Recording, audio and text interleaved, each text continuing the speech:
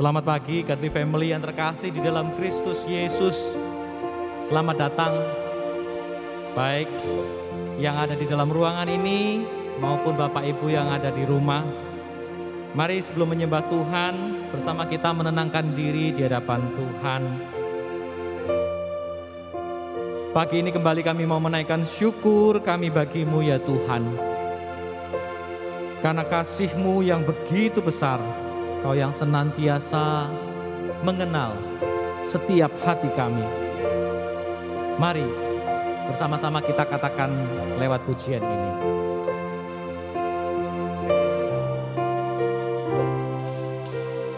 Biar seluruh bumi nyanyikan kebesaran-Mu, biar yang bernafas memuji nama-Mu. Engkau layak terima pujian, segala puji bagi-Mu. Biar seluruh bumi nyanyikan kebesaran, yang bernafas memuji nama-Mu. Engkau layak terima pujian, segala puji bagi-Mu. Pujilah Tuhan seluruh umat-Nya, pastikan Dia masyhurkan nama-Nya.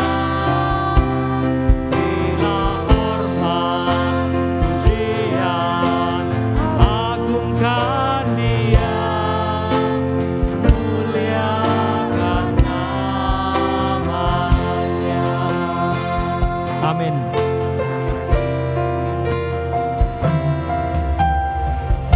Seluruh bumi nyanyikan kebesaran, biar yang bernafas memuji nama-Mu. Engkau layak terima pujian, segala puji bagi-Mu. Seluruh bumi nyanyikan kebesaran-Mu, biar yang bernafas memuji nama-Mu. Engkau layak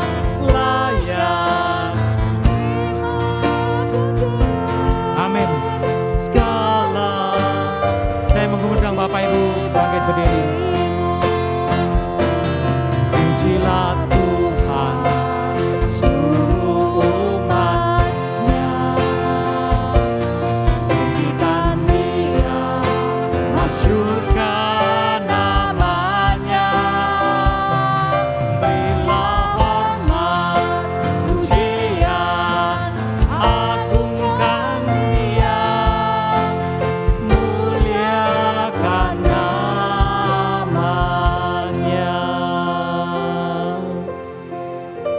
Terima kasih ya Tuhan. Inilah kerinduan setiap hati kami. Kerinduan untuk belajar mengenal kasih-Mu yang tak berkesudahan. Kerinduan untuk belajar menyembah-Mu dengan benar. Kami siap untuk memuji dan menyembah-Mu. Di dalam nama-Mu Yesus Kristus kami sudah berdoa. Amin. Shalom Godly Family. Sangat bersyukur sekali kita dapat berada di rumah Tuhan ini. Di hadapan Tuhan kita akan mempersembahkan pujian dan juga hati kita untuk siap mendengarkan firman Tuhan. Saya yakin saudara akan diberkati sepanjang ibadah ini berlangsung. Saudara, ayat panggilan beribadah kita pada minggu ini terambil dari Mazmur 98 ayat 1 sampai ayat yang kedua. Demikian bunyi firman Tuhan. Nyanyikanlah nyanyian baru bagi Tuhan, Sebab Ia telah melakukan perbuatan-perbuatan yang ajaib. Keselamatan telah dikerjakan kepadanya oleh tangan kanannya, oleh lengannya yang kudus. Tuhan telah memperkenalkan keselamatan yang daripadanya, telah menyatakan keadilannya di depan mata bangsa-bangsa. Kebaktian ini kita mulai dengan satu pengakuan, bahwa pertolongan kita adalah dalam nama Tuhan yang menciptakan langit dan bumi. Kasih karunia, rahmat, dan damai sejahtera dari Allah Bapa dan Kristus Yesus Tuhan kita, dan persekutuan Roh Kudus menyertai saudara dan saya. Amin.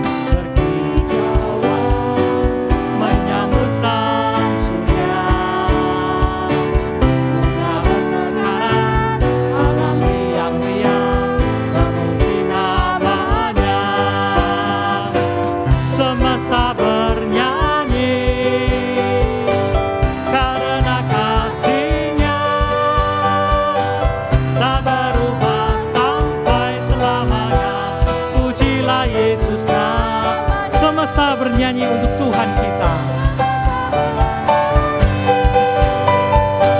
Karena kasih-Nya tak berubah sampai, pujilah Yesus namanya. Hanya Tuhanlah yang layak untuk dipuji. Hanya Tuhanlah yang layak untuk dipuji. Hanya Tuhanlah yang layak untuk dipuji. Hanya Tuhanlah yang layak dipuji. Amin. Silakan duduk. Tuhan, ajarkan kepada setiap kami untuk percaya. Kasih-Mu melebihi segala-galanya di dalam hidup kami, melebihi pergumulan kami, bahkan melebihi penderitaan kami. Tidak ada yang dapat memisahkan kami dari kasih-Mu, Yesus. Kita katakan sama-sama lewat pujian ini. Apa yang dapat memisahkanku dari kasih-Mu, Yesus, sahabatku? Kelaparankah, ketelanjangankah, tak satu pun, tak satu pun. Apa yang dapat Memisahkanku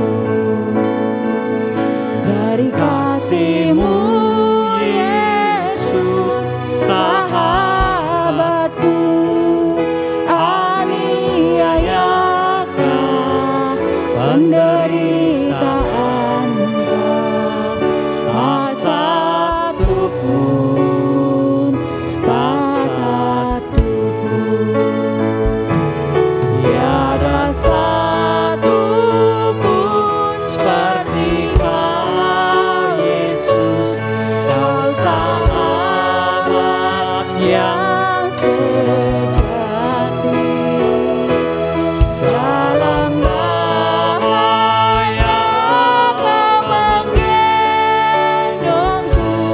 Engkau, Yesus, sahabatku. Amin. Apa yang dapat memisahkanku dari kasih-Mu, Yesus, sahabatku? Aniayakah, penderitaanKah, tak satu pun, tak satu. Tiada satu pun seperti Kau, Yesus, sahabat yang sejati. Dalam bahaya Kau menggendongku. Engkau, Yesus, sahabatku. Tiada satu pun seperti Kau, Yesus, Kau sahabat yang sejati. Dalam bahaya Kau menggendongku. Engkau, Yesus, sahabatku. Mari bersama kita tundukkan kepala. Terima kasih ya Tuhan. Pagi ini kami kembali, Tuhan, menyapa setiap kami pribadi demi pribadi. Kami merasakan bagaimana kasih Tuhan yang luar biasa kepada setiap kami. Pagi ini kami mau bersama-sama mengakui kelemahan dan dosa kami.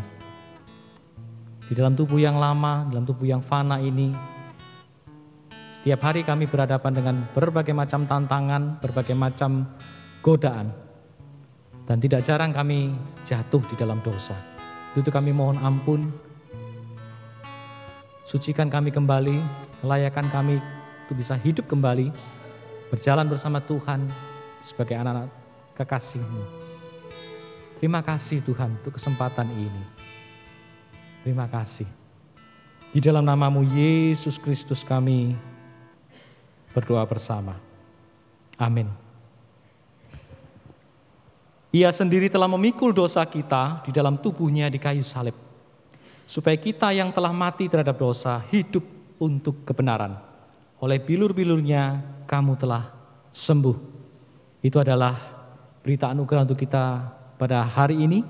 Dan selanjutnya kita bersama-sama memperbarui komitmen kita di hadapan Tuhan. Kita katakan bersama-sama lewat 1 Timotius 1 ayat 8. Kita tahu bahwa hukum Taurat itu baik kalau tepat digunakan. Amin. Hari ini Tuhan telah mempersiapkan hamba-Nya Pendeta Kartika untuk melayani pemberitaan firman Tuhan buat kita sekalian.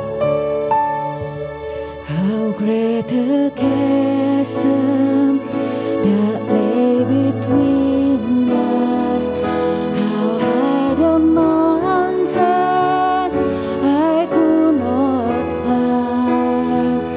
In desperation I turned to heaven and spoke your name into the night.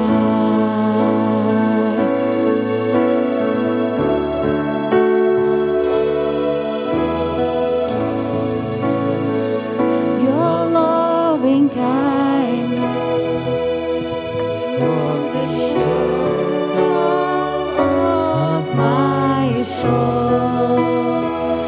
The work is finished, the end is written. Jesus Christ, my living Lord. Amin.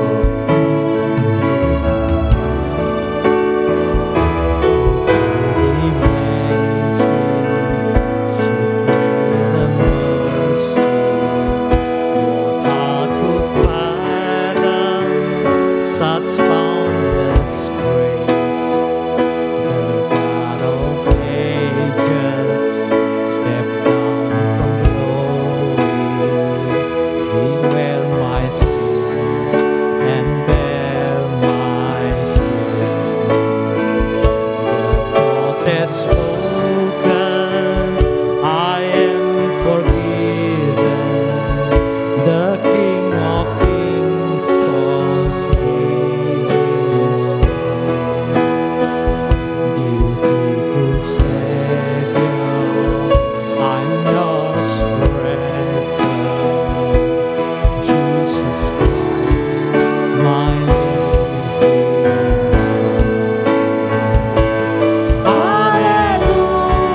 Hallelujah, there's the one who set me free. Hallelujah, death has lost its grip on me. You have broken every chain. There's salvation in your name, Jesus Christ, my living God.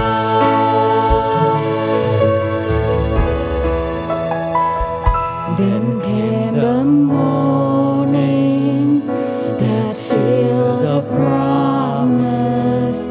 Your buried body began to break out of the silence.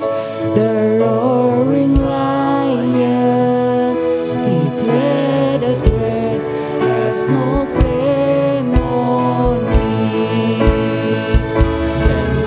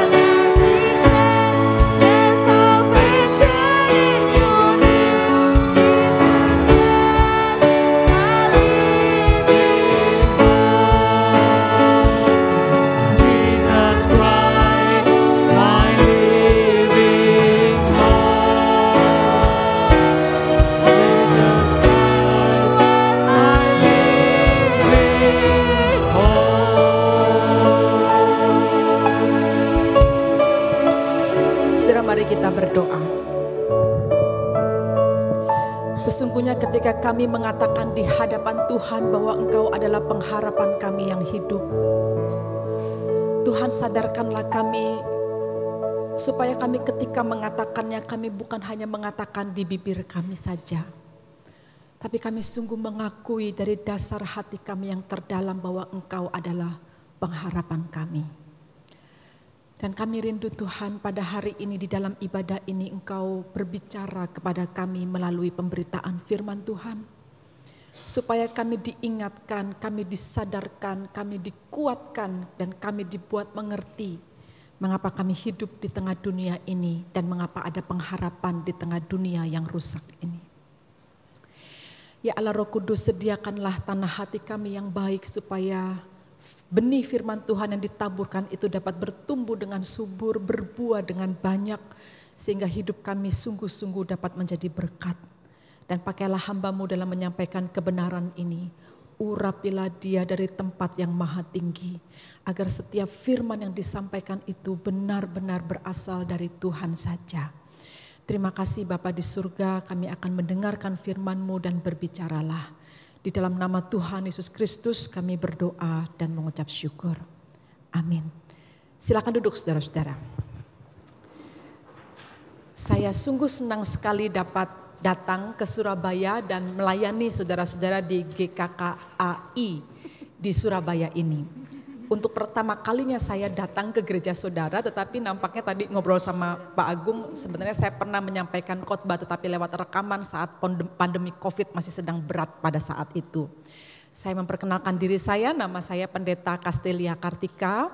Saya melayani sebagai ketua juga dan sebagai dosen di STT Amanat Agung Jakarta.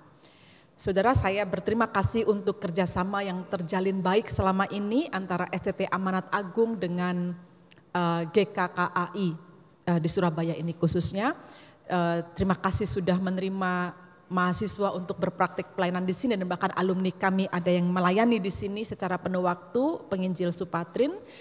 Kami bersyukur sekali kiranya kerjasama yang baik ini dapat terus terjalin. Dan saya membawa salam yang hangat dari keluarga besar STT Amanat Agung buat saudara. Saudara terus dukung pelayanan seminari ini agar dari seminari-seminari ini akan lahir hamba-hamba Tuhan yang baik. Hamba-hamba Tuhan dengan kualitas yang sangat baik di dalam dia melayani Tuhan. Baik saudara-saudara, kita akan belajar bersama firman Tuhan dengan tema bersaksi di tengah penderitaan. Mari kita membuka Alkitab kita dari Injil Lukas pasal yang ke-21 ayat 5 sampai 19.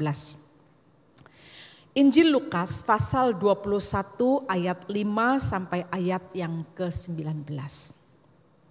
Saya akan bacakan teks ini bagi saudara sekalian dan silakan saudara menyimak di dalam hati bersama dengan saya di dalam pembacaan firman Tuhan ini. Lukas 21 ayat 5 sampai ayat yang ke-19 demikian bunyi firman Tuhan. Ketika beberapa orang berbicara tentang bait Allah dan mengagumi bangunan itu yang dihiasi dengan batu yang indah-indah dan dengan berbagai-bagai barang persembahan, berkatalah Yesus, "Apa yang kamu lihat di situ? Akan datang harinya di mana tidak ada satu batu pun akan dibiarkan terletak di atas batu yang lain. Semuanya akan diruntuhkan." Dan murid-murid percaya kepada Yesus, bertanya kepada Yesus katanya, "Guru, bila manakah itu akan terjadi? Dan apakah tandanya kalau itu akan terjadi?" Jawabnya, "Waspadalah supaya kamu jangan disesatkan. Sebab banyak orang akan datang dengan memakai namaku dan berkata, 'Akulah dia,' dan saatnya sudah dekat. Janganlah kamu mengikuti dia," mengikuti mereka. "Dan apabila kamu mendengar tentang peperangan dan pemberontakan, janganlah kamu terkejut. Sebab semuanya itu harus terjadi dahulu. Tetapi itu tidak berarti kesudahannya akan datang segera." Ia berkata kepada mereka, "Bangsa akan bangkit melawan bangsa dan kerajaan melawan kerajaan. Dan akan terjadi gempa bumi yang dahsyat dan di berbagai tempat akan ada penyakit sampar dan kelaparan. Dan akan terjadi juga hal-hal yang mengejutkan dan tanda-tanda yang dahsyat dari langit. Tetapi sebelum semuanya itu kamu akan ditangkap dan dianiaya. Kamu akan diserahkan ke rumah-rumah ibadat dan penjara-penjara. Dan kamu akan dihadapkan kepada raja-raja dan penguasa-penguasa oleh karena namaku. Hal itu akan menjadi kesempatan bagimu untuk bersaksi. Sebab itu tetapkanlah di dalam hatimu, supaya kamu jangan memikirkan lebih dahulu pembelaanmu. Sebab aku sendiri akan memberikan kepadamu kata-kata hikmat, sehingga kamu tidak dapat ditentang atau dibantah oleh lawan-lawanmu. Dan kamu akan diserahkan juga oleh orang tuamu, saudara-saudaramu, kaum keluargamu, dan sahabat-sahabatmu, dan beberapa orang di antara kamu akan dibunuh. Dan kamu akan dibenci semua orang oleh karena namaku. Tetapi tidak sehelai pun dari rambut kepalamu akan hilang. Kalau kamu tetap bertahan, kamu akan memperoleh hidupmu. Yang berbahagia adalah yang mendengarkan firman Tuhan, menaruh di dalam hati dan bertekad untuk melakukannya. Puji Tuhan. Saudara, di banyak kota besar itu seringkali dibikin sebuah event yang disebut dengan job fair atau career expo gitu ya. Ada expo tentang yang menggelar perusahaan-perusahaan yang menawarkan pekerjaan dan mendatangkan para calon pekerja gitu kan. Nah, saya tidak tahu berapa banyak saudara yang pernah mengikutinya atau pernah datang ke event seperti ini. Saya yakin di Surabaya ini pasti ada sebagai salah satu kota besar di Indonesia. Karena itu banyak sekali dilakukan di Jakarta, saudara-saudara. Nah, ada kalanya job fair ini juga menjadi unjuk kemampuan gitu kan dari calon pekerja dan juga unjuk kehebatan dari sebuah perusahaan tentang usaha yang sedang dikembangkannya sehingga cukup menarik untuk orang mau bekerja di perusahaan itu dan mereka mencari tenaga profesional yang memiliki kemampuan sesuai dengan requirement atau sesuai dengan persyaratan yang dibutuhkan oleh sebuah perusahaan. Tentu bagi seorang pekerja ketika dia mencari pekerjaan dia akan mencari yang terbaik kan ya. Dia akan mencari mana perusahaan yang bisa memberikan kepadanya jaminan kerja yang bagus. Keamanan dan kenyamanan kerja gitu. Dan kemudian seberkembang apa itu bisa dilakukan dan seberkembang apa dia bisa ada di sana dan seberapa besar gaji yang dia terima gitu. Jadi negosiasi akan terjadi di dalam job fair itu untuk menentukan perusahaan mana yang terbaik yang akan dia masuk ke sana atau perusahaan juga mencari pekerja mana yang terbaik untuk perusahaannya. Itu biasa saudara-saudara. Di dalam kacamata dunia hal ini umum sekali dilakukan. Dan kita juga merasa mendapat tempatnya baru yang fresh graduate gitu ya. Kalau misalnya datang ke job fair seperti ini pasti dia akan merasa sangat senang sekali. Nah saudara-saudara di dalam proses mencari pekerja dan sebuah pekerjaan yang ditawarkan. Tentu dalam kacamata dunia cara seperti inilah yang terbaik gitu. Tapi kalau saudara melihat di dalam konteks kekristenan. Sesungguhnya apa yang dibicarakan, disaksikan, dituangkan, dikatakan, diberitakan tentang pekerjaan yang dilakukan oleh orang-orang percaya dalam menjalankan misinya di dunia ini sungguh berbanding terbalik gitu. Dengan apa yang dibuat dan dirancang oleh dunia ini dengan paradigma mencari pekerja dan mendapatkan pekerjaan. Sangat berbeda sekali. Sebenarnya konteksnya juga sama. Misi yang Tuhan berikan kepada kita itu kan dia mencari pekerja dan kita sebagai orang-orang yang diutus ke dunia ini bekerja bagi Tuhan. Tetapi konsep bekerjanya itu sungguh amat berbanding terbalik yang saya katakan tadi dengan apa yang saya uraikan tadi. Misalnya di dalam job fair yang kita bisa temukan seperti apa pertemuan antara pemberi kerja dan orang yang bekerja. Saudara, hal ini sangat jelas sekali terlihat dari apa yang tertulis di dalam Lukas 21 yang kita baca tadi. Apa yang dikatakan oleh Yesus ini sungguh tidak menarik gitu untuk sebuah tawaran bekerja. Karena yang ada yang Yesus minta itu adalah siapapun yang akan mengerjakan misinya ini akan menemui penderitaan gitu. Siapapun yang akan mengerjakan pekerjaannya ini akan sangat menderita. Dan kemudian dia diminta untuk bisa bertahan di dalam penderitaan itu. Loh, ini tawaran apa ini gitu kan ya. Siapa juga yang mau melakukan itu? Bagaimana mungkin apa yang dikatakan oleh Yesus ini tidak membuat muridnya tercengang begitu. Sementara saudara-saudara, murid-murid ini tahu bahwa sudah berkali-kali Yesus mengatakan dia akan pergi meninggalkan dunia ini dan kembali kepada Bapanya begitu. Dan dia meninggalkan murid-murid ini dengan sebuah misi.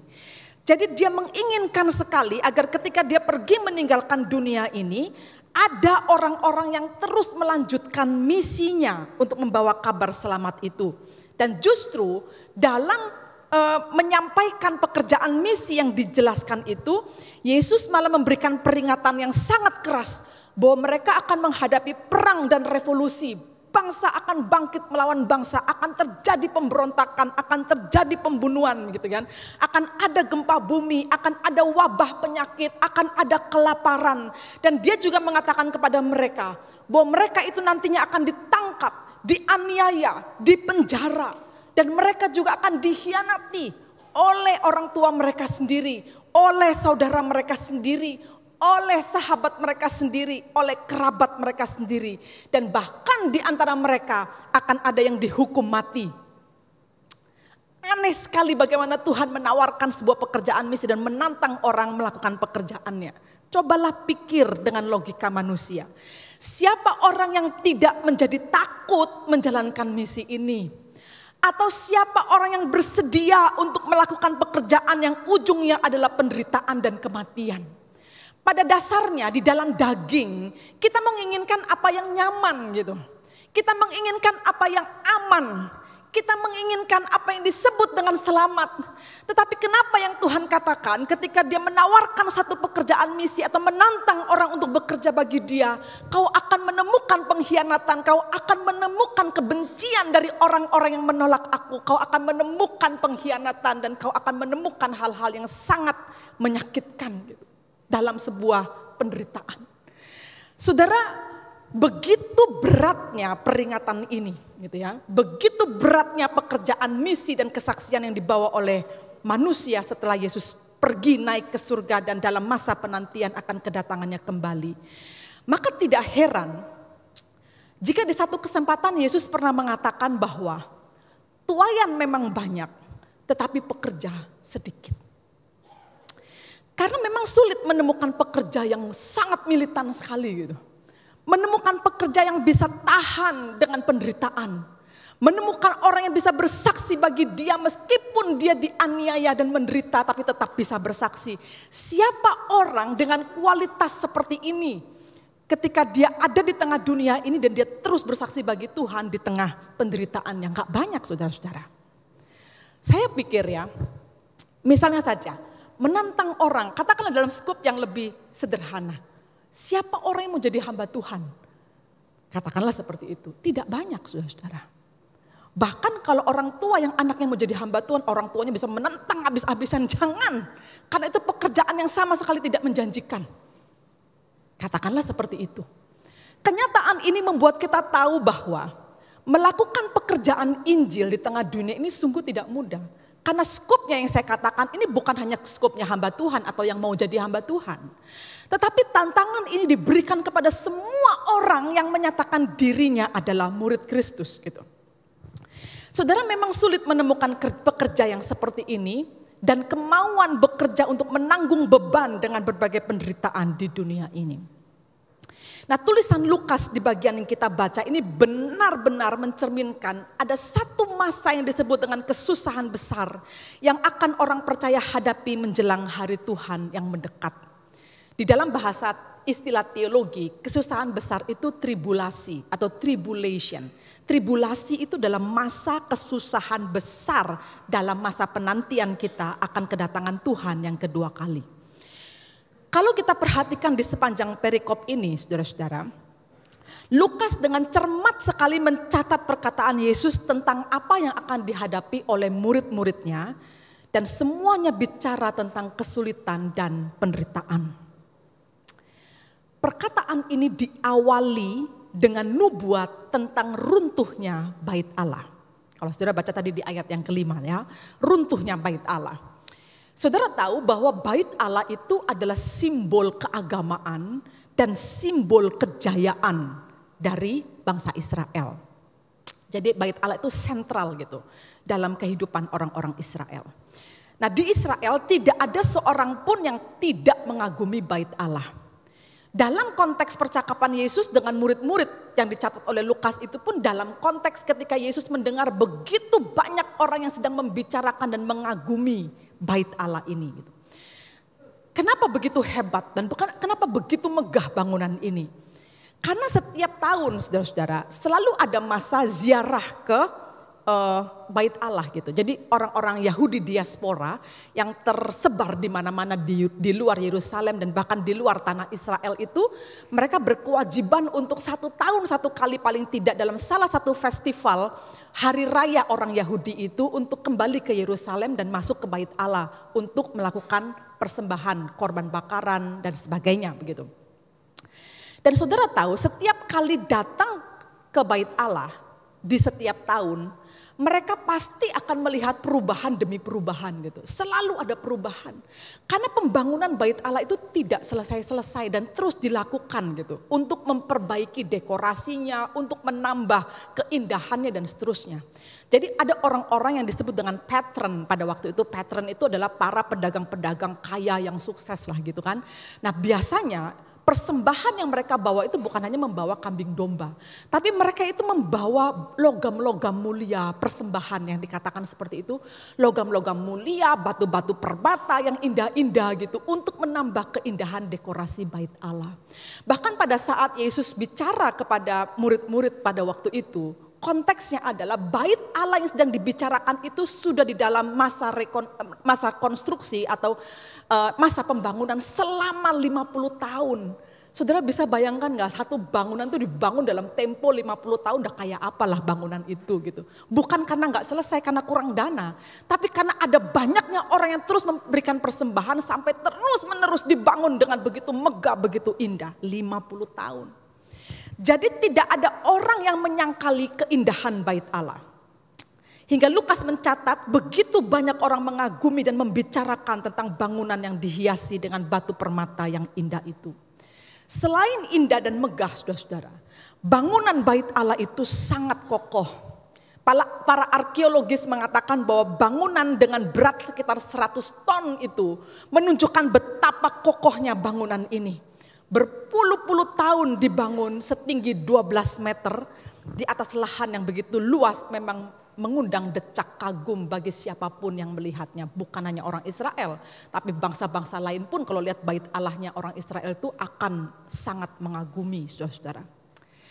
Tetapi alih-alih ikut larut dalam kekaguman terhadap bait Allah, ikut bersama dengan pujian orang-orang tentang bait Allah itu, tiba-tiba Yesus mengatakan kepada murid-muridnya bahwa bangunan yang begitu megah dan kokoh itu akan runtuh.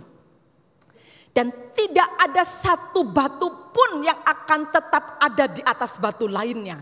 Artinya runtuhnya itu benar-benar runtuh gitu. Kalau misalnya orang tidak percaya dan tidak tahu siapa Yesus yang berbicara itu nggak akan percaya. Siapa yang bisa meruntuhkan bait Allah yang begitu megah dan begitu kokoh itu gitu. Tetapi yang mengatakannya Yesus gitu. Jadi murid-murid percaya bahwa itu gurunya ini adalah orang yang berotoritas untuk bicara. Dan pada kenyataannya saudara-saudara, 40 tahun setelah Yesus mengatakan hal ini, itu ada peperangan yang dilakukan dan Romawi itu menyerang Yerusalem gitu. Dan di tahun 66 dan kemudian runtuh bait Allah itu persis seperti yang Yesus katakan, tidak ada satu batu pun yang bisa berdiri di atas batu lainnya gitu. Betul-betul runtuh dan hancur rata dengan tanah. Saudara-saudara, tapi kita kembali dengan apa percakapan Yesus dengan murid-murid ini. Ketika Yesus mengatakan tentang keruntuhan bait Allah kepada murid-murid, mereka percaya bahwa itu bisa terjadi seperti yang Tuhan katakan. Tetapi yang menjadi pertanyaan murid-murid ini bukannya bagaimana runtuhnya gitu. Tetapi kapan runtuhnya gitu. Kapan itu terjadi? Mereka bertanya begitu. Jadi mereka bertanya itu soal time frame-nya gitu. Cobalah kasih kepastian kapan itu terjadi. Dan kalau itu terjadi tandanya apa? Apa tanda yang menyertai? Kalau misalnya hal itu terjadi. Bagi mereka pertanyaan itu penting. Karena kalau mereka tahu ancer-ancer waktunya, paling tidak mereka bisa menargetkan sesuatu lah gitu. Tetapi siapa yang bisa memberitahu tentang kapan waktu itu? Yesus pun tidak menjawab ketika ditanya oleh murid-muridnya, kapan waktunya? Apa tanda yang menyertai? Apakah dia menjawab? Dia tidak menjawab. Pertanyaan ini sebenarnya sudah berulang-ulang ditanyakan oleh para murid sebenarnya saudara-saudara. Karena mereka tahu ketika Yesus bicara soal hal ini gitu ya, keruntuhan dan sebagainya. Bicara soal waktu, mereka sebenarnya tahu bahwa itu bicara tentang final judgment. Para penafsir mengatakan demikian. Reaksi yang ditunjukkan oleh murid-murid itu menunjukkan bahwa mereka paham apa yang sedang Yesus bicarakan. Yaitu mengenai final judgment atau penghakiman terakhir atau end of the world atau kiamat lah yang kita sering istilahkan dengan demikian. Dan keruntuhan bait Allah itu menjadi awal dari kesudahannya. Tapi kapan? Pertanyaannya kan demikian. Dan Yesus mengatakan tidak ada seorang pun yang tahu, di bagian yang lain dia mengatakannya. Bahkan anak pun tidak, hanya Bapa yang tahu. Kewajiban kita adalah menantikan masa itu dengan setia. Nah saudara, dari apa Yesus katakan pada saat itu, mereka tahu bahwa pernyataan ini disampaikan oleh Yesus sejenak sebelum dia kemudian mati dan kemudian dia bangkit dan kemudian naik ke surga gitu. Itu adalah sebuah pesan besar gitu. Nah jadi artinya ada satu hal yang mereka paham, yang Yesus ingin mereka pahami bahwa sebentar lagi dia akan menyelesaikan misinya di dunia ini. Dan dia tidak lagi bersama-sama dengan mereka. Dan sejak masa itu, sejak Yesus pergi meninggalkan mereka dan kembali ke surga. Sampai nanti ketika dia akan datang kembali. Time frame itu atau jangka waktu itu disebut dengan time frame of tribulation. Yaitu satu jangka waktu yang berisi dengan penderitaan yang besar. Kesusahan yang besar. Saudara, dalam hal itulah kita tahu bahwa kalau time frame-nya adalah setelah Yesus naik ke surga dan sampai nanti dia datang kembali, itu adalah disebut dengan masa penderitaan besar atau masa tribulasi. Ya murid-murid itu ada di dalam masa itu kan. Gitu. Di dalam time frame yang masih awal ketika Yesus pergi naik ke surga itu. Dan kalau kita lihat sebenarnya kita pun yang hidup di zaman sekarang juga ada di dalam time frame tribulation gitu. Kita juga ada, jadi kita sama murid-murid ini punya time frame yang sama gitu. Meskipun zamannya berbeda, tetapi time frame-nya sama. Yaitu tetap dalam masa penantian akan kedatangan Tuhan yang kedua kali. Sama seperti murid-murid pada waktu itu, cuma zamannya berbeda. Penderitaannya berbeda, kesulitannya berbeda. Tetapi kalau ngomong tentang penderitaan semuanya sama. Semua kita menderita, saudara. Hari ini tidak ada orang yang mengatakan dia tidak menderita, bukan? Apa ada di antara saudara yang saat ini ada di tempat ini yang tidak menderita? Silakan angkat tangan. Tapi saya yakin gak ada. Sekuat-kuatnya saudara hidup di tengah dunia ini, penderitaan yang saudara rasakan, pergumulan hidup yang saudara rasakan, luka yang saudara ada di dalam hatimu itu, sakit, pahit, dan sulit sekali berhadapan dengan kehidupan ini. Itu semua saudara rasakan. Penderitaan yang saudara temukan di dalam hidup ini. Kenapa begitu? Ya karena kita ada di dalam time frame of tribulation. Kita ada di dalam sejangka waktu penderitaan sampai nanti Tuhan datang kembali. Nah saudara, itu kan berarti gini, kalau Yesus pergi naik ke surga sampai nanti dia datang kembali. Di dalam masa itu dalam masa tribulasi, masa penderitaan. Artinya kan kita harus tahu bagaimana kita hidup. Dan kemudian sampai bisa bersaksi bahkan di tengah-tengah masa yang sulit itu. Nah Tuhan tahu bahwa itu tidak mudah saudara-saudara. Itu sebabnya di dalam teks ini dia menolong kita untuk mengerti bagaimana kita menjalani hidup dari sekarang sampai nanti ketika Tuhan datang kembali. Nah, setidaknya Yesus memberikan 4 hal yang saya bisa rumuskan dalam pembacaan teks Alkitab kita pada pagi hari ini untuk bisa memahami seperti apa yang harus kita antisipasi, yang harus kita lakukan, yang harus kita pahami hidup di tengah-tengah masa penderitaan ini. Yang pertama, Yesus katakan begini, jangan sesat, gitu. Jangan menyesatkan diri, jangan menerima ajaran sesat. Dikatakan di situ adalah waspadalah supaya kamu jangan disesatkan karena akan ada begitu banyak ajaran yang sangat liar berkenaan dengan akhir zaman yang akan mengatasnamakan ajaran Yesus Kristus, saudara-saudara. Saudara, Yesus tahu persis jika sudah bicara soal akhir dari dunia ini, akan banyak orang bisa kehilangan akal sehatnya gitu. Dan kemudian dia mudah percaya pada ajaran sesat. Fenomena ini sudah terbaca sejak awal, bahkan oleh Yesus sendiri. Dia tahu bahwa hal ini akan terjadi pada umat Allah bahkan. Kenapa? Hal pertama itu Yesus langsung bicara soal ajaran. Saudara menjadi pengikut Kristus itu ya, satu hal yang sangat penting harus saudara cermati di dalam hidupmu itu, dengan ajaran apa kamu hidup. Bagaimanapun juga saudara-saudara, ajaran itu adalah landasan, fondasi iman kita. Betul kita diselamatkan oleh anugerah Allah tanpa kita berbuat apa-apa gitu. Dan itu anugerah Allah sepenuhnya. Tetapi di dalam menjalankan keselamatan itu, kita itu dilandasi dengan ajaran.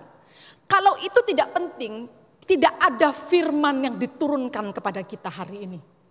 Kalau ajaran itu tidak penting, tidak ada Alkitab Perjanjian Lama dan Perjanjian Baru dirasakan perlu untuk diwahyukan oleh Allah. Justru karena ajaran itu adalah landasan yang sangat kuat harus ada di tengah jemaat. Itulah yang membuat dia bisa tahu dengan kebenaran seperti apa dia hidup dan dia tidak akan mudah disesatkan atau diombang-ambingkan oleh berbagai angin pengajaran. Kalau itu tidak sesuai dengan Alkitab ya ditolak, gitu kan? Tetapi kalau orang tidak punya pemahaman yang benar, tidak suka baca Alkitab, tidak senang mendengarkan khotbah atau firman Tuhan atau belajar Alkitab, bagaimana dia bisa bertahan dan kokoh pada ajaran? Ajaran itu penting loh saudara. Makanya tugas gereja salah satunya yang utama adalah mengajar. Mengajar jemaatnya untuk tahu dengan ajaran apa dia hidup. Karena banyak sekali ajaran-ajaran, apalagi kalau ngomong akhir zaman itu kan seru gitu. Filmnya ada, bukunya ada, tokohnya juga ada gitu. Untuk bisa mengajarkan apa saja yang dia mau. Misalnya ya, pernah terjadi di abad 17, muncullah seorang bernama Sabbatai Sefi. Yang kepadanya ribuan orang Yahudi Eropa menyembahnya sebagai Kristus, saudara-saudara. Dia mengatakan dialah Kristus gitu. Lalu orang-orang ribuan orang itu percaya. Heran sekali, orang-orang yang percaya itu bukan orang-orang bodoh secara intelektual. Mereka orang-orang pinter, tetapi bisa disesatkan oleh satu ajaran. Ada satu orang yang mengatakan aku ini Kristus, orang rame-rame menyembah dia gitu. Sampai di abad 20 orang-orang seperti Jim Jones atau David Koresh pada waktu itu, para pemimpin ajaran sesat yang begitu dipercaya dan memiliki banyak pengikut. Hingga membawa ribuan pengikutnya itu mati dengan cara bunuh diri. Dia yang pimpin. Karena menurut dia sudah datang. Dialah Kristus yang akan datang itu. Ya kalau sudah datang gak perlu ada urusan lagi dengan dunia ini. Ayo kita mati sama-sama. Dia bilang aku akan membawamu ke surga. Ribuan orang mengikutnya. Dan mati dengan cara bunuh diri seperti yang dia lakukan. Entahkah itu gereja setan, entahkah gereja apalah namanya. Tapi banyak pengikutnya. Heran sekali. Nah Yesus bicara tentang ajaran ini sebagai dasar utama untuk mengatakan betapa banyaknya ajaran-ajaran yang akan muncul dan mengatasnamakan aku.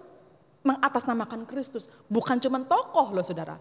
Tapi buku-buku itu juga banyak sekali memberikan ideologi. Memasukkan satu ajaran di pikiran kita ketika kita membacanya. Buku seperti yang ditulis oleh Tim LaHaye, Left Behind. Itu sudah diterjemahkan dalam bahasa Indonesia. Bestseller. Surga itu nyata. Itu juga buku yang banyak dibaca oleh semua orang. Itu kan ceritanya sangat fenomenal sekali gitu. Cerita tentang rapture, pengangkatan misalnya gitu. Orang diangkat tiba-tiba hilang gitu kan. Atau film-film gitu yang tentang akhir zaman. Dan orang percaya dia pikir akhir zaman itu seperti yang ada di film, seperti yang ada di dalam buku-buku itu gitu. Dan dia pikir itulah akhir zaman sampai Tuhan katakan jangan percaya. Jangan percaya pada ajaran yang bukan berasal dari firman Tuhan. Saudara, orang selalu penasaran dan terus bertanya-tanya. Sama seperti para murid ini, kapan waktunya? Apa tandanya? Kalau orang membaca dan kemudian ada tokoh yang mengatakan dia Kristus, oh mungkin ini tandanya ya, oh mungkin ini peringatannya ya, oh mungkin ini benar ya, begitu. Jadi ajaran ini mengerikan kalau tidak benar. Dan itu bisa membawa kita benar-benar melenceng dari hidup yang sebenarnya, dari ajaran yang sebenarnya. Saudara perhatikan, itu peringatan pertama yang Yesus katakan kepada orang-orang yang akan bekerja bagi dia itu ajaran. Hal yang kedua, peringatan yang Yesus katakan adalah jangan takut. Selain tentang ajaran, yang sangat banyak terjadi di antara orang-orang percaya ini adalah takut.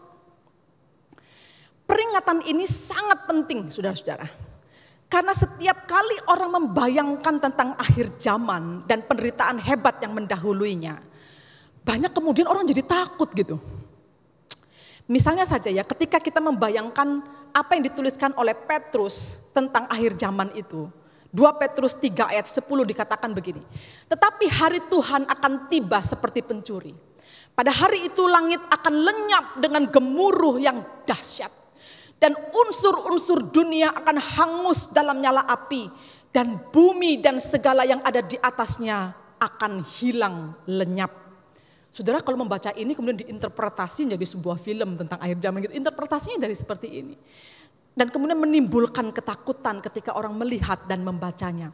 Ketika kita membaca nubuatan seperti ini jadinya kita takut.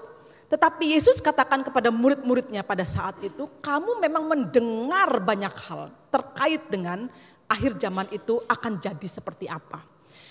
Dan apabila, Yesus katakan, dan apabila kamu mendengar tentang peperangan, tentang pemberontakan, janganlah kamu terkejut.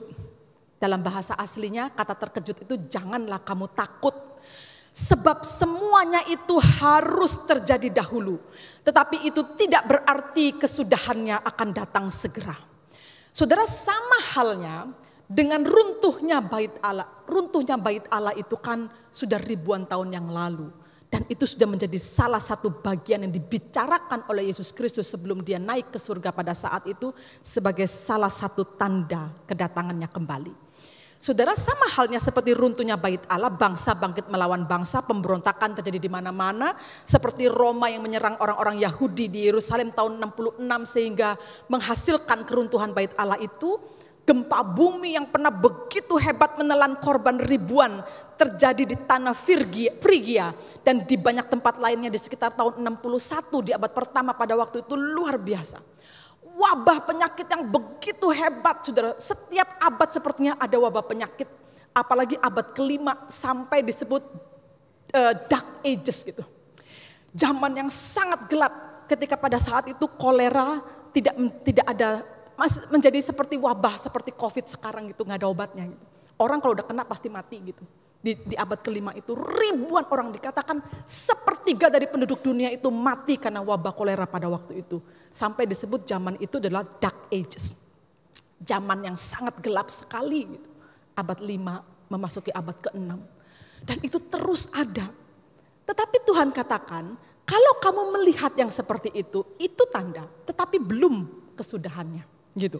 Jadi penganiayaan yang sadis kepada orang-orang Kristen di zaman Nero abad keempat pada waktu itu ngeri. Saudara, bagaimana orang-orang Kristen itu diuber-uber untuk dianiaya. Dan Paulus salah satunya adalah orang yang sangat militan dalam agama tradisi Yahudi itu untuk ngejar-ngejar orang Kristen untuk dibunuh. Zaman itu cerita tentang martir begitu luar biasa. Semua mati dibunuh kalau mereka percaya dengan imannya kepada Kristus gitu. Nah, semuanya ada gitu. Yang Yesus katakan tentang peringatan-peringatan akhir zaman itu ada. Semua membuat orang merasa takut. Takut untuk hidup dengan penderitaan yang begitu hebat. Kalau di zaman kita sekarang, saudara ya, dalam time frame tribulation itu, kita juga mengalaminya gitu. Mungkin kita tidak dikejar-kejar seperti zaman orang Roma mengejar orang-orang Kristen pertama pada waktu itu. Tetapi kita kan juga menghadapi peperangan, kita menghadapi kasus terorisme. Ya kan, bom meledak di mana-mana bisa kapan saja gitu. Penembakan yang terjadi di Amerika Serikat bolak-balik dilakukan oleh anak-anak muda secara tidak bertanggung jawab. Menembak orang yang tidak bersalah gitu. Tapi dia mati menjadi korbannya, itu ada gitu. Belum lagi kita berhadapan dengan bencana alam dari gempa bumi sampai tsunami yang gak ada habisnya. Terakhir kita ada di dalam ketakutan besar dengan pandemi atau wabah penyakit seperti COVID. Itu benar-benar sangat menakutkan. Mencekam sekali di satu masa. Kita takut terkena penyakit ini. Kita takut diisolasi. Kita takut menghadapi kematian orang-orang terdekat kita. Kita takut menjadi sendiri dalam kematian itu. Wah, itu benar-benar menakutkan sekali hidup di zaman ini, saudara-saudara. Tetapi Yesus mengatakan kepada murid-muridnya di dalam time frame of tribulation itu. Semua itu barulah peringatannya untuk membuatmu siap dengan kedatangan Tuhan itu. Jadi penderitaan di dalam time frame of tribulation ini, yang saudara hadapi dan kita rasakan ini, adalah masa mempersiapkan diri untuk menyambut kedatangan Tuhan yang kedua kali. Nah, itulah sebabnya dibicara soal ketakutan, jangan takut. Selain ajaran, ketakutan itu yang membahayakan. Karena ketakutan itu pada akhirnya membuat kita runtuh imannya gitu. Berapa banyak orang yang runtuh iman yang gak balik lagi ke gereja setelah sekian lama. Kebenaran juga ya online. Lama-lama malas juga dia ke gereja. Lama-lama gak beriman lagi dia kepada Tuhan. Lama-lama dia meninggalkan Tuhan dan seterusnya. Kecewa sama Tuhan, tersinggung sesama jemaat, lalu kemudian marah sama Tuhan. Dan kemudian meninggalkan imannya. Banyak yang seperti itu. Berapa banyak orang yang menjual imannya hanya karena menemukan pasangan hidup yang tidak seiman. Wah, banyaklah pokoknya saudara. Kalau bicara tentang bagaimana orang menjual imannya karena tidak tahan dalam perjalanan penderitaan ini. Tetapi Tuhan katakan penderitaan yang kau alami itu jangan takut menghadapinya, hadapi. Kenapa jangan takut gitu? Kan harus ada alasannya dong. Kenapa jangan takut dengan penderitaan atau hal-hal yang sangat membuat kita menderita itu? Rupanya Tuhan punya alasan yang ketiga, yaitu satu alasan yang sangat penting membuat kita harusnya tidak merasa takut dengan hari kedatangan Tuhan adalah karena semua penderitaan dan kesulitan yang mendahului kedatangan Tuhan itu memberi kesempatan yang luar biasa untuk kita bersaksi dan mengabarkan Injil. Saudara, jika kita tidak takut menghadapi bahaya dan penderitaan apapun, maka kita bisa menjadi seperti yang Yesus katakan di ayat 13 itu. Hal itu akan menjadi kesempatanmu untuk bersaksi. Saudara, deretan penderitaan yang Yesus katakan, seperti kamu akan ditangkap dan dianiaya, kamu akan diserahkan ke rumah ibadat dan penjara, kamu akan diperhadapkan kepada penguasa dan raja demi namaku, kamu akan diserahkan oleh orang tuamu dan saudara-saudaramu, dan beberapa di antaramu akan dibunuh dan dibenci semua orang demi namaku. Betapa hebat dan mengerikan penderitaan ini yang kita alami sebagai pengikut Kristus. Penjara, pengkhianatan, kebencian, kematian menanti kita. Tapi herannya saudara-saudara, meskipun peringatannya begitu keras, begitu berat, begitu mengerikan gitu ya. Tetapi selalu ada orang yang meyakini panggilan itu kuat di dalam dirinya gitu. Dan dia menjadi pengikut Kristus yang sejati. Katakanlah kalau kita bicara tentang apa yang diceritakan oleh firman Tuhan. Petrus kurang apa dia menderita. Dia ditangkap, dicambuk dan dipenjara karena dia mengkhotbahkan Kristus. Sama halnya seperti Paulus. Dia katakan di dalam tubuhku ini ada stigma-stigma milik Kristus karena kebanyakan didera, dicambuk.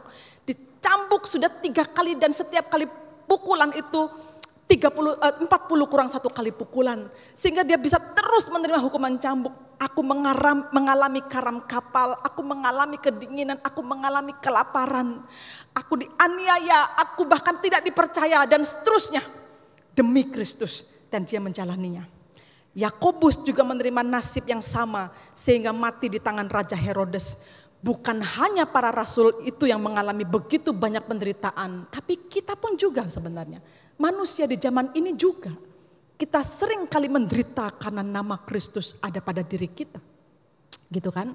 Cuma berapa banyak orang Kristen yang berani mengusung nama Kristus dalam dirinya dan bersaksi bagi dia gitu. Tanpa rasa takut. Meskipun hal yang sangat buruk menanti bagi dia. Kita banyak sekali menjadi orang Kristen yang pengecut sebenarnya. Kita takut Sama seperti sama seperti Petrus sebelum dia bertobat, takut gitu. Ada orang menanyakan kepada, bukankah kamu murid Kristus? No, aku gak kenal dia gitu. Sampai dikatakan dia menyangkali gurunya itu sampai 3 kali. Hingga ayam berbunyi, berkokok karena menandai bahwa dia telah menyangkal Tuhan. Takut gitu. Tapi setelah itu, setelah Tuhan mengubahkan dia, tidak ada ketakutan. Bahkan ketika dia mati sebagai martir sampai disalibkan dengan terbalik. Dia mengatakan, aku tidak layak mati seperti Kristus yang disalibkan tegak seperti itu. Biarkan aku disalibkan dengan cara terbalik karena aku tidak layak mati seperti juru selamatku itu. Dia berani menghadapinya. Alkitab menyaksikan bahwa pengikut Kristus ini luar biasa.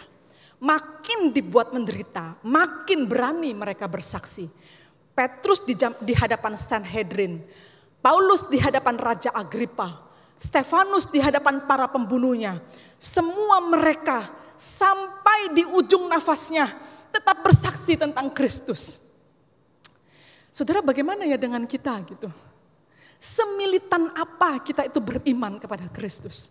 Seingin apa hidup saudara itu menjadi kesaksian bagi dunia? Sebesar apa kerinduan saudara dunia ini mengalami keselamatan oleh karena pemberitaanmu? Gitu. Semenerima apa penderitaan yang saudara alami ini sebagai sebuah kesaksian bagi dunia? Saudara, ada seorang teolog bernama Philip Ryken. Dia mengatakan begini, the more opposition we suffer, the better our opportunities will be. And the Holy Spirit will help us take advantage of them, katanya gitu. Semakin kita mengalami penderitaan karena kita diserang oleh banyak orang, semakin kita memiliki kesempatan untuk bersaksi. Dan Roh Kudus akan menolong kita mendapatkan keuntungan dari sana, yaitu keselamatan bagi jiwa itu. Saudara, saya ingat ya tentang beberapa banyak anak Tuhan yang bercerita gitu. Kadang kita pikir gini, apa yang bisa disaksikan dari penderitaan? Justru penderitaan itu adalah kesaksian kalau bagi orang Kristen. Orang mengatakan, tunggu menang dulu baru bisa bersaksi gitu kan. Lah, kapan menangnya orang memang kita? Kapan menang dalam arti kapan kamu tidak menderita? Kita sudah tahu bahwa Tuhan sudah mengatakan kita itu ada di dalam time frame of tribulation. Sampai mati kita akan mengalami penderitaan itu. Artinya ya kita harus bersaksi di tengah penderitaan itu gitu.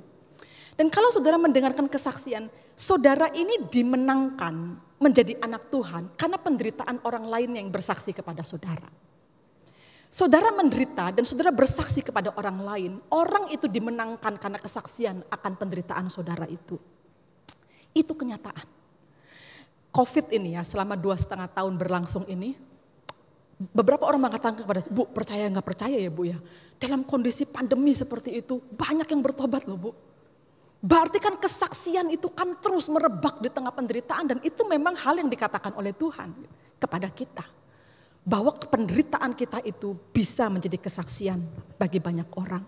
Dan sejarah membuktikannya, justru di tengah penderitaan orang-orang Kristen bersaksi dengan sangat efektif. Bahkan di bad death-nya kita, di ranjang kematian kita, kita masih bisa bersaksi bagi Tuhan. Saudara, hal yang keempat, terakhir yang Yesus katakan kepada mereka. Kita ini dipanggil untuk bertahan hingga akhir sampai kesudahan zaman ini. Jadi jangan menyerah. Setelah Yesus mengatakan kepada murid-muridnya, jangan terpengaruh dengan ajaran sesat. Jangan takut, jangan kehilangan kesempatan untuk bersaksi. Terakhir dia katakan, jangan mudah menyerah. Ayat 18-19 dikatakan demikian. Tetapi tidak sehelai pun dari rambut kepalamu akan hilang. Kalau kamu tetap bertahan, kamu akan memperoleh hidupmu.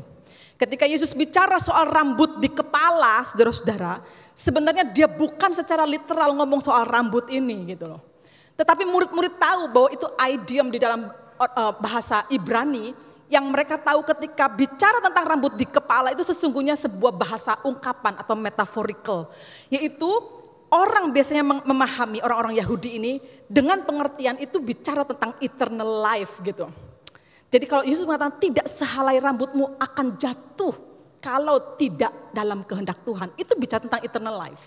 kehidupan kekal, jaminan kehidupan kekal, keselamatan yang Tuhan berikan. Sampai sehelai rambut pun tidak akan jatuh kalau bukan dalam kehendak Tuhan. Itu idiom atau ungkapan tentang kehidupan kekal. Jadi kalimat terakhir Yesus ini bisa diartikan demikian.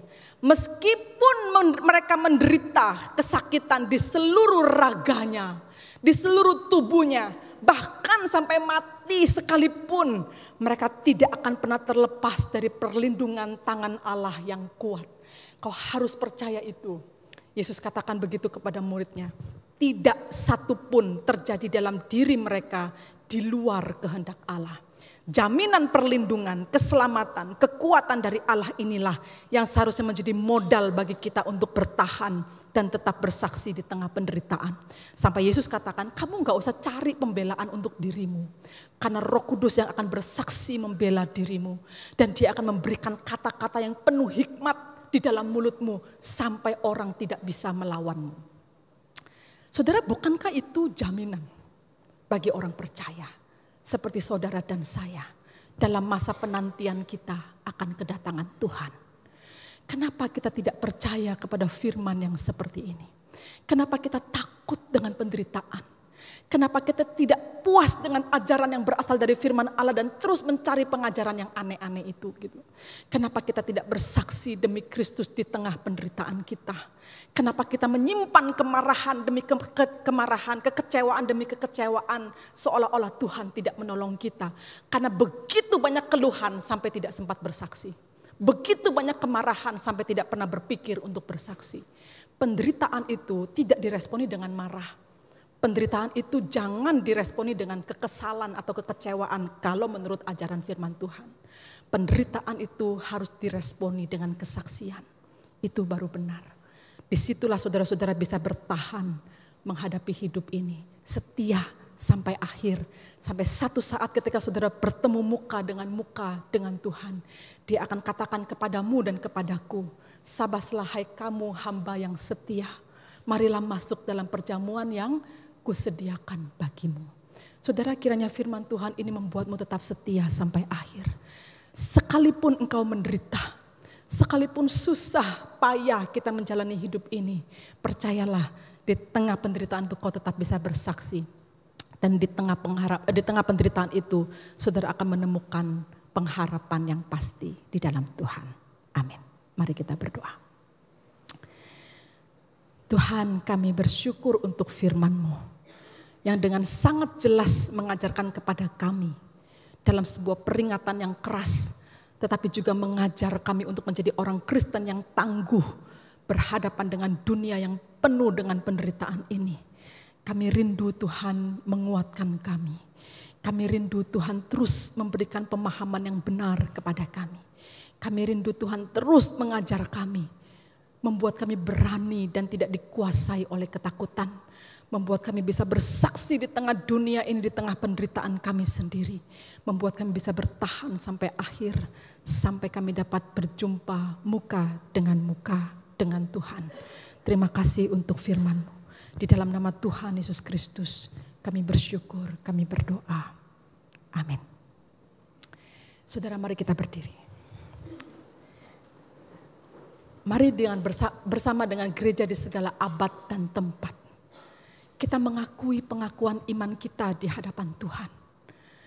Pengakuan iman rasuli ini dibuat untuk bisa diterjemahkan dalam kehidupan kita sebagai orang-orang percaya dengan pengakuan iman seperti apa saudara hidup. Mari kita mengikrarkannya bersama-sama. Demikian.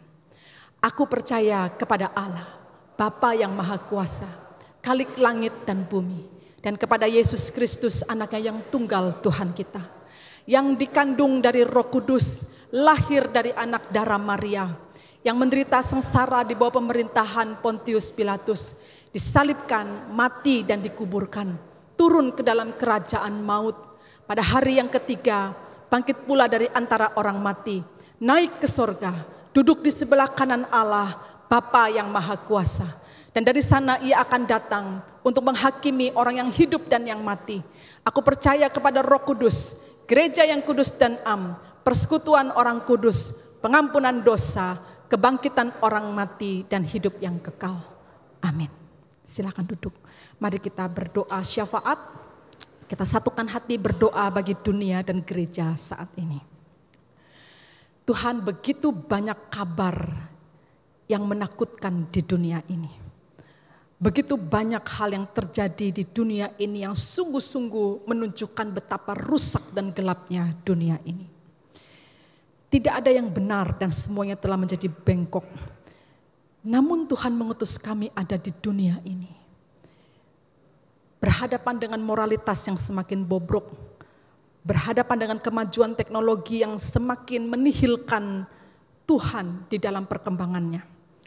Berhadapan dengan dunia dengan perekonomian yang tidak menentu.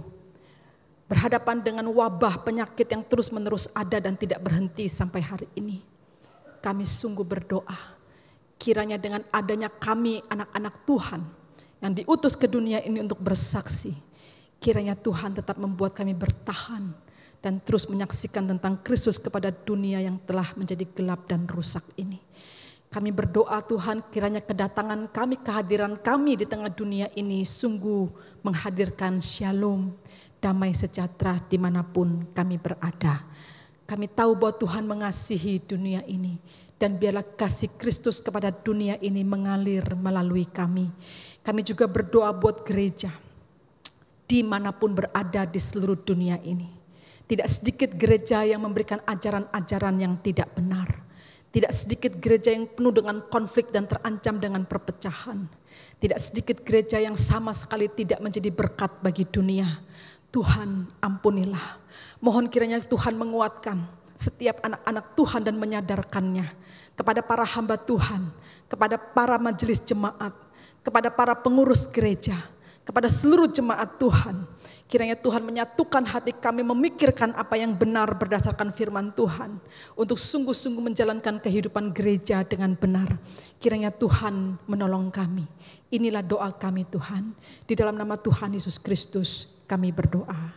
Amin.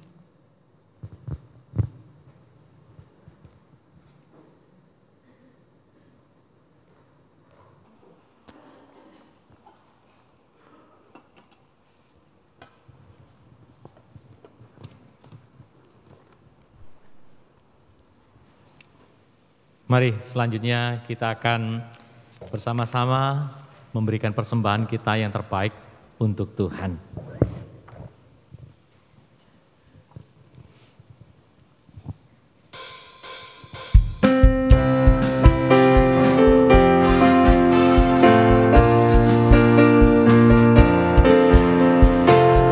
Biarlah lagu ini menjadi komitmen kita bersama untuk terus mengabarkan Injil Tuhan. Suka mengabarkan tentang hal di sorga, tentang kasih Tuhanku yang mati bagiku. Ku suka mengabarkan tentang kuasa Injil. Kau berdoa dapat hidup kekal. Suka mengabarkan Injil Tuhan yang mulia, kabarkan kasih Yesus dan keselamatannya. Mari saya mengundang Bapak Ibu bagi berdiri.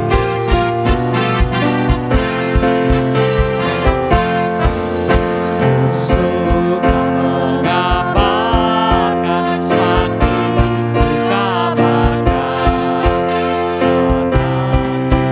saudara semua senang mendengarnya. Ku suka mengabarkan tentang Injil Tuhan.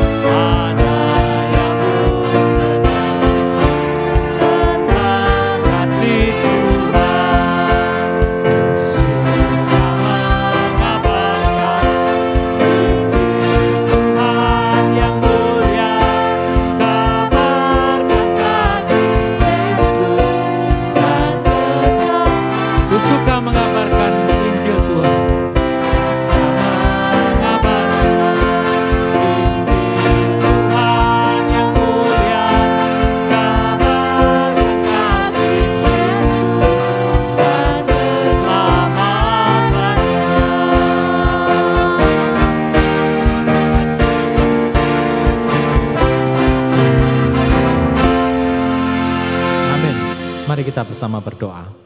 Bapa, terima kasih persembahan ini telah dijalankan dan telah diberikan oleh setiap tangan dengan penuh sukacita.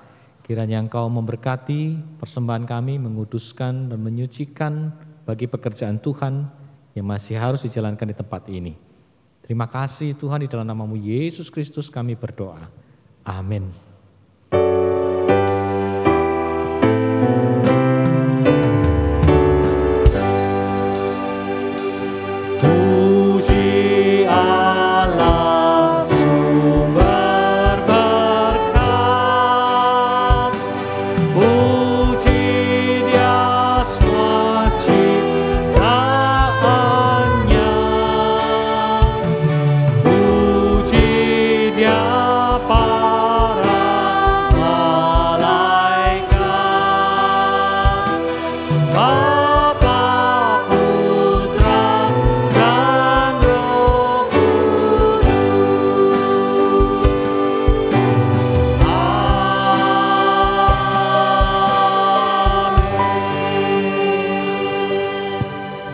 Arahkanlah hatimu kepada Tuhan. Pergilah dalam dunia dengan damai. Ingatlah firman Tuhan, jangan membuat hatimu tersesat. Jangan takut. Dan teruslah bersaksi tentang Injil Yesus Kristus. Dan bertahanlah, setialah sampai akhir. Dan kini terimalah berkat dari Tuhan. Tuhan memberkati engkau dan melindungi engkau. Tuhan menyinari engkau dengan wajah-Nya dan memberi engkau kasih karunia. Tuhan menghadapkan wajah-Nya kepadamu dan memberi engkau damai sejahtera. Amin.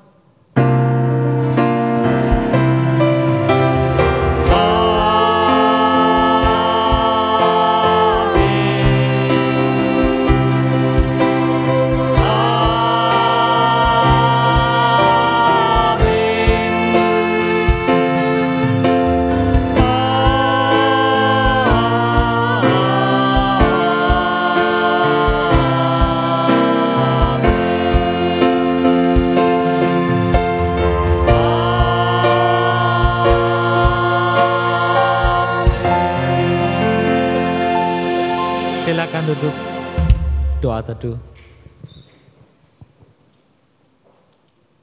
Selanjutnya Bapak Ibu bisa melihat warta yang akan ditampilkan dalam slide. Selamat pagi, selamat bekerja dan melanjutkan aktivitas selanjutnya. Tuhan memberkati.